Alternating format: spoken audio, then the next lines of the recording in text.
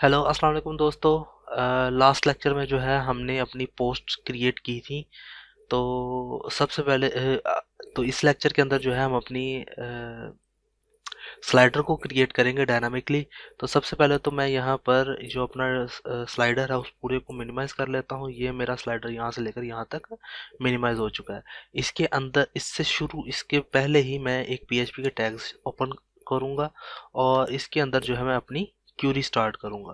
तो इसका जिसका नाम मैं स्लाइडर क्यूरी रख देता हूँ और इसके अंदर क्यूरी में लगाता हूँ select all from post where status बराबर हो पब्लिश के ऑर्डर बाय आईडी डिसेंडिंग।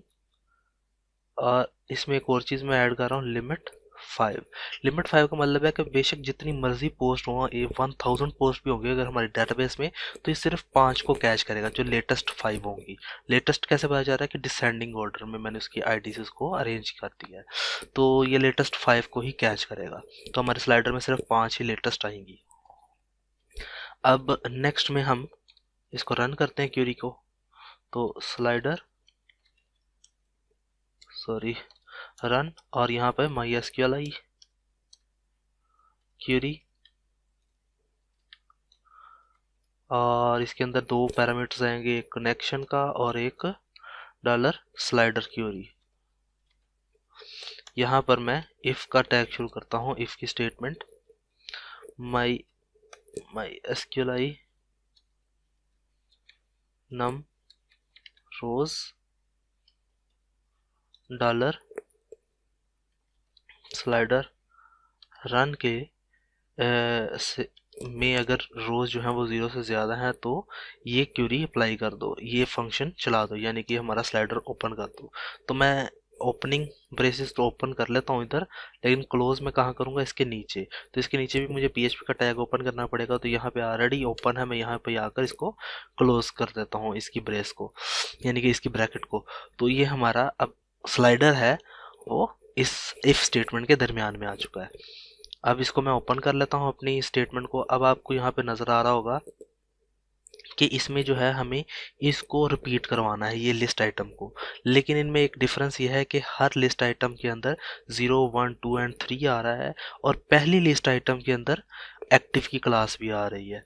तो जब हम इसको रिपीट करवाते हैं अपना कोई भी फंक्शन, तो वो एक जैसा ही रिपीट होता है।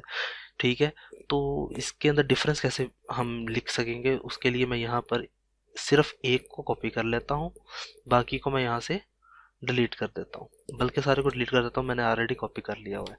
इधर मैं पीएचपी का टैग शुरू करूँगा और इसके अंदर रहते हुए मैं फॉर का एक लूप स्टार्ट करूँगा।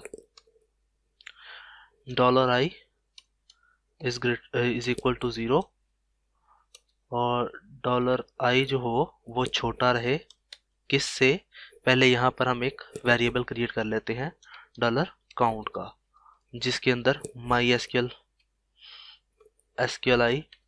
नम रोज की सारी तादाद आएगी, कितनी रोज हैं हमारे पास डॉलर स्लाइडर रन में, तो वो इधर आ जाएंगी। तो हमारा जो आई है वो छोटा रहना चाहिए डॉलर काउंट से। और उसके बाद यहाँ पर $i की इंक्रीमेंट किस तरीके से हो, एक एक करके। यहाँ पर मैं इफ की एक स्टेटमेंट लगाता हूँ, if $i is equal to 0 then यहाँ पर इको क्या करवा दो, ये वाली स्टेटमेंट।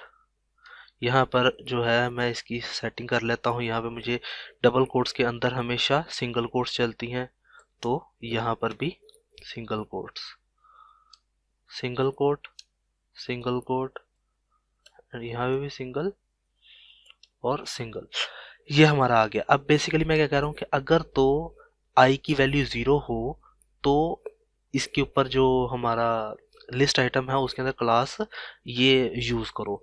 एल्स, यहाँ पे मैं एल्स यूज करता हूँ। एल्स के लिए यहाँ पे भी अगेन मैं वही इसी पूरे लिंक को कॉपी कर लेता हूँ और यहाँ पर आकर पेस्ट कर देता हूँ। लेकिन इसमें भी मुझे सारा चीज़ वैसे ही चाहिए, लेकिन ये क्लास नहीं चाहिए अब। बाकी जो है यानी कि अगर 0 के इक्वल नहीं है तो बाकियों में क्लासेस अप्लाई नहीं होनी चाहिए। और एक और चीज़ कि इसके अंदर ये 0 है, ये 1 0 1 2 3 इस तरीके से चलना चाहिए। तो इसके अंदर मैं $i असाइन करवा देता हूँ। तो वो किस तरीके से होगा, यहाँ पे जस्ट कंकैटिनेशन के ज़रिए से हम $i लिखवा दूंगा, मैं इसके अंदर लिख दूंगा। कंकैटिनेशन की मदद से लिख रहा हूँ मैं इसको। सेव कर लेता हूँ। एक दफ़ा इसको ब्राउज़र में चेक कर लेते हैं हम। तो यहाँ पर 2 पॉइंट्स आ रहे हैं क्योंकि हमारे पास 2 ही इमेजेस यानी कि 2 पोस्ट हमारे डेटाबेस में पड़ी हुई हैं।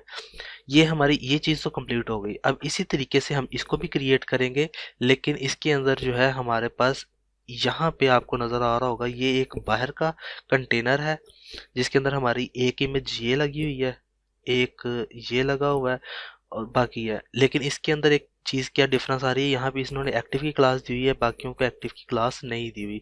तो हम भी सेम पहले वाले को एक्टिव की क्लास, बाकियों को एक्टिव की क्लास नहीं देंगे।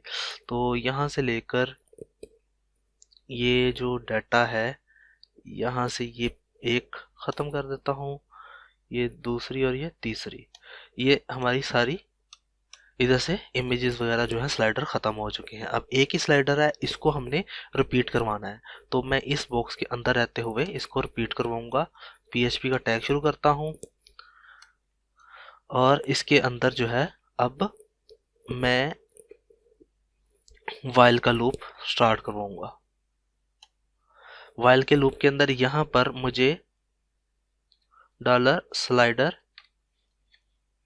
रो चाहिए जिसके अंदर मेरी MySQL फेच अरे आएगी और वो किसकी बेस पे आएगी, डॉलर स्लाइडर रन की बेस पे जो हमने वहाँ पे क्रिएट किया था। तो ये इसमें डाटा आ गया है। करली ब्रेसेस के नीचे ही हमने ये चीज़ें अब स्टार्ट करनी है। थोड़ा सा मैं इसको छोटा कर लेता हूँ, ठीक है। इसके अंदर ये हमारा हो गया है। अब मैंने रिपीट क्या करवाना है, ये चीज़ रिपीट करवानी है। तो अब एक और चीज़ है, इससे पहले पहले मैं एक वेरिएबल भी क्रिएट कर लेता हूँ जिसका नाम मैं रख लेता हूँ चेक। आप कुछ भी इसको दे सकते हैं, जिसको मैं वैल्यू एक 0 साइन कर देता हूँ और इसके अंदर मैं इसका इंक्रीमेंट करवा दूंगा। चेक बराबर है डॉलर चेक प्लस 1।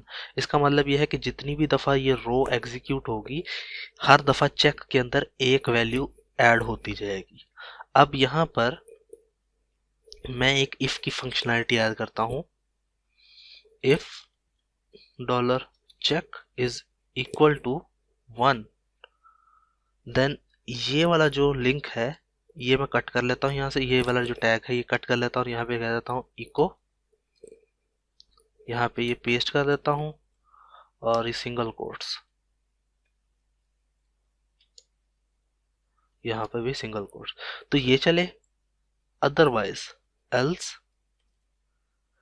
यहाँ पर इको, बल्कि ये वही कॉपी कर लेता हूँ मैं ऊपर से, इस पूरे को कॉपी करके यहाँ पर पेस्ट कर देता हूँ और यहाँ पर एक्टिव की क्लास नहीं बस मुझे चाहिए। अब क्या होगा, क्योंकि यहाँ पे जब पहली रो एग्जीक्यूट होगी तो इसमें ऑटोमेटिकली एक ऐड हो जाएगा। तो ये जो है रो एक से स्टार्ट हो रही है, ये चेक जो है एक से स्टार्ट हो रहा है। अगर इसमें एक आएगा तो पहली, इसका मतलब है कि पहली रो शुरू हो रही है। तो पहली रो के लिए मैंने कहा कि अगर पहली रो आती है तो उसके अंदर एक्टिव आ जाए, बाकियों के लिए सिर्फ आइटम आए, उसकी रो ना आए। तो एक दफ़ा चेक कर लेते हैं। अच्छा, ये जो मैंने अब ये चीज़ किया है इसके लिए मुझे यहाँ पर ये जो वाइल का लूप है ये मुझे यहाँ पे क्लोज नहीं करना बल्कि यहाँ पे आके क्लोज करना है, क्योंकि यहाँ पर PHP लिखकर यहाँ पर क्लोज कर देता हूँ वाइल का लूप। सेव करके अपने ब्राउज़र में एक दफ़ा चेक कर लेते हैं। अगर तो कोई एरर नहीं आ रहा तो ये सही वर्क कर रहा है। ये चल तो सही रहा है लेकिन इमेजेस सेम आ रहे हैं क्योंकि हमारे पास एक ही इमेज लगा हुआ है ये स्टैटिक वे में। अब हम यहाँ पर जो हमने बनाया था इसके अंदर से डाटा फैच कर लेते हैं। मुझे 3 तरह का ही डाटा चाहिए। एक आईडी चाहिए, स्लाइडर आईडी जो कि सेव है मेरी डॉलर स्लाइडर रो के अंदर आईडी। इसी को कॉपी कर लेता हूँ। तीन चीज़ें मुझे कौन कौन सी चाहिए, एक आईडी चाहिए थी, एक इमेज चाहिए और एक टाइटल। ये इमेज के लिए आ गया, यहाँ पर टाइटल, यहाँ पर भी टाइटल। सेव कर लेता हूँ और ये वैल्यू यहाँ पर असाइन करता हूँ मैं। ये इमेज की जगह पे इसको ख़त्म कर देता हूँ। PHP का टैग ओपन करता हूँ, इको डॉलर स्लाइडर इमेज, ठीक है। और यहाँ से ये कॉपी कर लेता हूँ। ये जो है इसको हम डिलीट कर देते हैं, अभी फ़िलहाल इसकी ज़रूरत नहीं है। अच्छा, एक और चीज़ है कि मैं इसके, चलो पहले ये लिख लेते हैं, बाद में मैं इसको बताता हूँ कि हम क्या करते हैं। इसको मैं भी पेस्ट कर देता हूँ और यहाँ पे मुझे क्या चाहिए, सिर्फ टाइटल चाहिए। ठीक हो गया, स्लाइडर टाइटल। सेव करके अपने ब्राउज़र में एक दफ़ा चेक कर लेते हैं। तो ये देखो, ये हमारे पास आ गई, एक इमेज ये आ गया डाटाबेस से और एक दूसरा इमेज ये आ गया, दो इमेज लगाए हुए हैं। और यहाँ पे इनका टाइटल भी आ गया, how to rename Google website in. यहाँ पे ये छोटा है तो मैं इसको H2 के टैग में इसको पेस्ट कर देता हूँ, H2, ठीक है। यहाँ पर आकर इसको यहाँ पे क्लोज कर देता हूँ। सेव करके यहाँ पे ब्राउज़र में चेक कर लेते हैं। तो ये देखो कि अब ये टाइटल जो रहा बड़ा आ रहा है। अब एक और चीज़ है कि मुझे इस इमेज के अराउंड पर लिंक भी लगाना है। तो मैं यहाँ पर आकर ए का टैग ओपन कर देता हूँ और लिंक जो है इसके ऊपर क्या लगाएंगे वो मैं बाद में लगाता हूँ। पहले मुझे एंकर टैग जो है इसके अराउंड पर क्लोज कर लेने दो। अब ये क्लोज हो गया। इसके ऊपर जो अब वो लगाएंगे हम लिंक, वो ये होगा पोस्ट का जो हमने पेज बनाया था, इसके ऊपर रीडायरेक्ट करवाएंगे। और पोस्ट आईडी जो है वो इसको हम देंगे सेम वैसे ही जैसे हमने लास्ट में दी, स्लाइडर आईडी। सेव कर लेता हूँ और इसको अपने ब्राउज़र में जाके चेक कर लेते हैं कि इसके ऊपर लिंक्स आ रहे हैं। जी आ रहे हैं और इसके ऊपर आईडी भी आ रही है। जब इसको क्लिक करते हैं तो ये पोस्ट के पेज पर भी चला गया है, ठीक है, पोस्ट के पेज पर, और वहाँ पे आईडी भी आ रही है। तो ये बेसिकली हमारा स्लाइडर कंप्लीट हो चुका है। अब इसको देखते हैं कि ये जब हम एक स्लाइडर वहाँ पे अपनी पोस्ट एक ऐड करते हैं तो यहाँ पे स्लाइडर बढ़ता है कि नहीं। तो यहाँ पर आता हूँ, यहाँ पे ये मेरा CMS का जो डेटाबेस है उसमें जाता हूँ, पोस्ट के अंदर आता हूँ और यहाँ पर ये जो है इसी को मैं कॉपी कर लेता हूँ, इस पोस्ट को, और यहाँ पर image1 कर देता हूँ, ठीक है। और अगर यहाँ पर आपने कुछ चेंजिंग करनी है, सलीम की जगह पर काशिफ लिखना है, अगर मैं स्मॉल में भी लिखता हूँ और इसको यहाँ पर आके सेव कर लेता हूँ तो 3 हो गया पोस्ट। तो अब इसको अपने पेज को मैं रिफ्रेश करता हूँ तो यहाँ पे देखिए ये 3 डॉट्स भी आ गए। आगे करता हूँ ये दूसरी पोस्ट, ये तीसरी पोस्ट। जो लेटेस्ट पोस्ट है वो अब फ्रंट पर आ रही है। यहाँ पर भी आप देख सकते हैं कि हमारी लेटेस्ट पोस्ट ये है, सेकंड पोस्ट ये है, थर्ड पोस्ट ये है। मेरे ख्याल से हमने यहाँ पे इमेजेस नहीं लगाए, लास्ट लेक्चर में जो है इमेज लगाना भूल गए हैं, तो वो भी हम सेट कर लेते हैं इसी के अंदर।